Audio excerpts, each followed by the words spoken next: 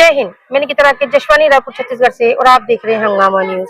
इस वक्त हम मानवता मैदान में हैं, जहां पर सीएएफ भर्ती को लेकर के 2018 से ये जो लोग हैं ये वेटिंग में है। 2018 से लगातार वेटिंग में ही इनका समय जा रहा है, लेकिन वेटिंग को क्लियर कराने के लिए ये हमेशा सरकार का दरवाजा खटखटाते हुए नजर आ रहे हैं। कहीं न कहीं नेता को, मंत्री को, शासन प्रशासन दोनों को ये लोग समझाते और समझते हुए अब तक नजर आए हैं, लेकिन इनकी मांगे जो है वो अभी तक पूरी नहीं की गई है। इन्हें सिर्फ और सिर्फ भर्ती चाहिए सीएएफ की। आइए इनसे जुड़ते हैं और इनकी समस्या को समझने की कोशिश करते हैं।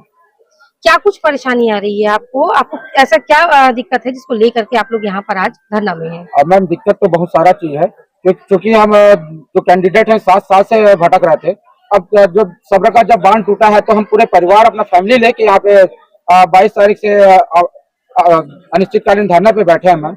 और हमारा एक जायज ही मांग है, सिर्फ एक सूत्री मांग है कि हमारा जो 2018 का जो प्रतीक्षा सूची है वो जारी करे और हमको नियुक्ति दिया जाए। क्योंकि ये एक न्याय संगत है, अलग से हम कुछ मांग नहीं कर रहे हैं। पिछले जो भाजपा की सरकार की रमन सरकार, उसने 15 साल उसने राज किया। भाई 15 साल राज करना एक मजबूत दावा अपना पेश करता है। उनके शासनकाल में हर बार वेटिंग क्लियर हुआ, चाहे किसी भी विभाग में। तो ऐसा क्या हो गया कि इस बार बीजेपी की सरकार में वेटिंग क्लियर नहीं किया गया, कोई भी भर्ती को सही तरीके से जारी नहीं किया गया। और हम तो 2018 के बीजेपी की शासनकाल की भर्ती है मैम, तो हम अपना मांग उसी के पास रख रहे हैं जिनकी भर्ती है। अगर हम किसी दूसरे के पास जाते तो वो ये बोल के अपना पल्ला झाड़ रहते हैं कि बीजेपी की भर्ती है, इसमें हम देखेंगे। और वही देखते देखते हमारा 7 साल गुजर गया मैम। विजय शर्मा जी से आपकी बातचीत हुई? हाँ जी मैम, शर्मा सर से बात हुआ था, तो पूरी तरह से कन्विंस है कि मैं तो लेना चाहता हूँ, आप खाली विभाग से नोटशीट ले आइए। तो मैं आपके टीवी चैनल के माध्यम से विजय शर्मा से प्रश्न करना चाहूंगा, जानना चाहूंगा कि आप पुलिस विभाग के मुखिया हैं, आप अगर एक कॉल करेंगे, आदेश करेंगे तो भाई विभाग से आपको जानकारी मिल जाएगा। जैसे आपने एसआई का आदेश निकलवाया, चाहे जिला बल का आदेश निकलवाया, आप अगर चाहें तो क्या नहीं हो सकता, लेकिन आप चाह नहीं रहे हैं।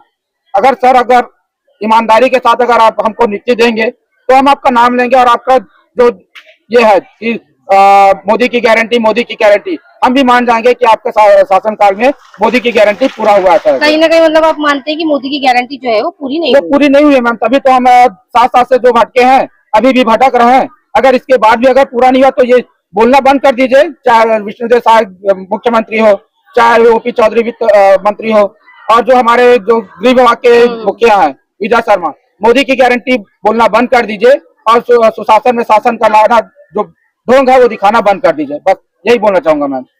आप पीएचक्यू गए थे जी, वहां पर आपको क्या? पीएचक्यू में साफ साफ उनका कहना है कि भाई हम लेना चाहते हैं, लेकिन जब हम आप लोग का जो डाटा है जब विभाग के पास रखते हैं या कैबिनेट में रखते हैं तो वो फंड के नाम से या किसी अदर रीजन से बोल देते हैं कि अभी परमिशन नहीं मिला है, तो ऐसा बोल के हमको दो टूक जवाब दे देते हैं। ऐसा है कि आप वर्दी या मृत्यु दोनों चीजें मांग रहे हैं, या तो वर्दी दो या मृत्यु दो, तो ये कैसा सवाल है कि वर्दी दे दो या मृत्यु दे दो? क्योंकि मैम हम बटालियन से ही बिलोंग करते हैं, हम बटालियन वाले हैं।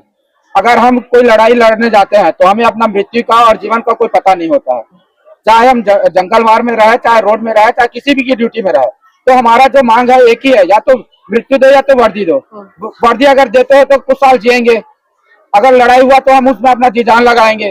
तो ये मांग कहीं ना कहीं यही है मैम। बाहर आप लोग गेट को पीट रहे थे तो क्या कुछ परेशानी हुई थी? उसमें परेशानी ऐसा है मैम कि अगर हम रोड पे पीएचक्यू घेराव के लिए या सीएम घेराव के लिए जाते हैं तो जो पुलिस अधिकारी हैं वो ये बोल के अपना पल्ला ये कर रहे हैं कि अभी हम विभाग से बात कर रहे हैं, मंत्री जी के पीएसओ से, ओएसडी से, पीए से बात कर रहे हैं।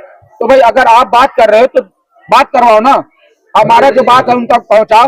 हम सवाल कर रहे हैं, वो जवाब दे, वो सवाल करे, हम जवाब दे। मतलब अभी तक आपसे किसी का संपर्क नहीं हुआ? किसी का संपर्क नहीं हुआ मैम। अभी जस्ट परसों की बात है, विजय शर्मा सर से मिलने गए थे, सिर्फ 2 बात हुआ सर कि अगर वेटिंग तैयार हो गया सर, भर्ती कंप्लीट हो गया है, तो हम वेटिंग वाले कहाँ से आए, बस इतना ही बात हुआ मैम। और वो अपना मंत्रिमंडल का वो बैठक था वो निकल लिए, चले गए। तो मतलब अभी तक आपकी सुधी लेने कोई नहीं आया? कोई नहीं आया मैम। अगर आते ना तो अभी तक हमारा जो समस्या है वो समाधान हो गया रहता, और शायद हमको भर्ती मिल गया होता जी। अगर आपकी मांगे पूरी नहीं की जाती है तो फिर आगे की रणनीति? आगे रणनीति ऐसा है मैम कि हम तो परिवार के साथ बैठे हैं और ये सोच के बैठे हैं कि भाई हम गलत नहीं है, तो हमारा जब तक मांग पूरा नहीं होगा तब तक हम अनिश्चितकालीन धरने पे बैठे हैं। इसके बाद हम आमरण अनशन करेंगे और उसके बाद भी अगर नहीं होता है तो तूता में एक तालाब है मैम, उसमें हम जल समाधि लेने के लिए कलेक्टर महोदय से या राष्ट्रपति या राज्यपाल को ज्ञापन देंगे, सूचना करेंगे, क्योंकि वो तो मिलता नहीं, सूचना करके अपना जल समाधि के लिए तैयार है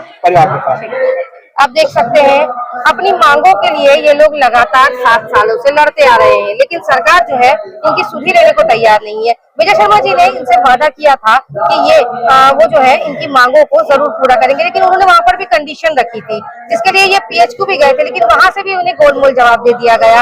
आप देखना ये होगा कि इनकी ये जो हड़ताल है ये कहाँ तक जाती है और सरकार जो है वो कब शर्मिंदा होती हुई नजर आती है। इसके आगे की अपडेट के लिए बने रहे हमारे साथ और देखते रहिए हंगामा न्यूज़।